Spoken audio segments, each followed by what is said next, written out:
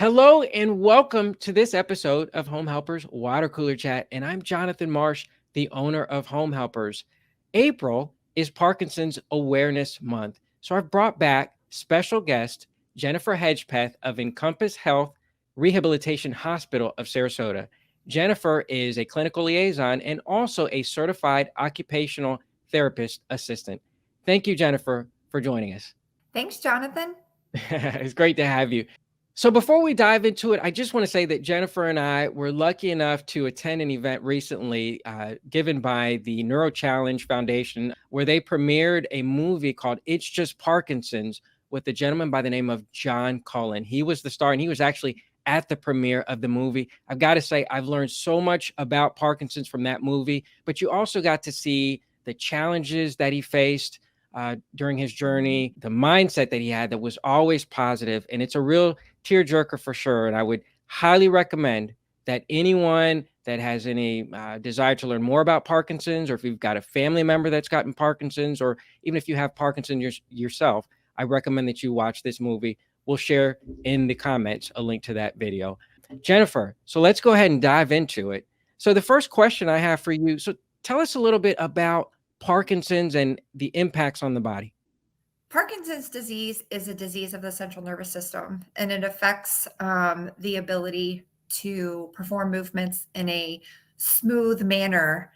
It also can cause tremors. It can cause cognitive impairment. It can cause bowel and bladder issues. And there are several ways that occupational therapy can address Parkinson's. One of those is weighted adaptive equipment, weighted forks and spoons, weighted pens for writing, because a lot of times with the tremors, it causes someone's signature, someone's ability to write, to start to fail, and then their writing doesn't become legible. So with a weighted utensil or a weighted pen, those people are able to maintain their ability to perform tasks such as writing birthday cards or feeding themselves with more independence and less chance of spilling their food on themselves. That's one way that occupational therapy can help Parkinson's disease. As we saw in the movie last night, Jonathan, you saw that John Cullen was a cyclist prior to his injury. So he had the strength and endurance ahead of time to help him get through the first phase of Parkinson's, where he found out that he had Parkinson's, and he demonstrated difficulty with moving his legs, moving the right side of his body. Parkinson's typically affects one side of the body more than the other. In his case, it was his right leg that he noticed at first. And then through the perseverance and the exercise, as you saw in the movie, he became a power lifter, which completely blew my mind to see him in person, to see how muscular he was and to see how strong he was. But as he said in the movie that we saw last night, it overstimulated his central nervous system and provided him dopamine, which is what Parkinson's disease patients lack. And with that, he was able to go from shuffling gait, his feet were shuffling. He was walking very slowly in the first video that he showed. And then after the powerlifting, you see him with a smoother gait, no shuffling at all, and hardly any tremors. So that's what therapy can do, or exercise can do, for those who are suffering with Parkinson's.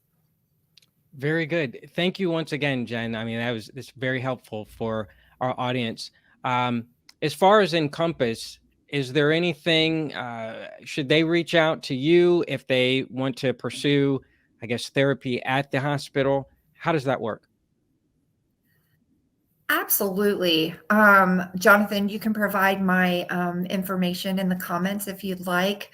Encompass, actually, we encourage those with Parkinson's to come in for what we call a tune-up every couple of months, because with advances in medications and different modalities, we're able to bring those Parkinson's patients from needing extensive assistance at home to becoming more independent and putting less burden on their caregivers, which allows them to function at a more independent level. It gives them a sense of purpose and a sense of accomplishment.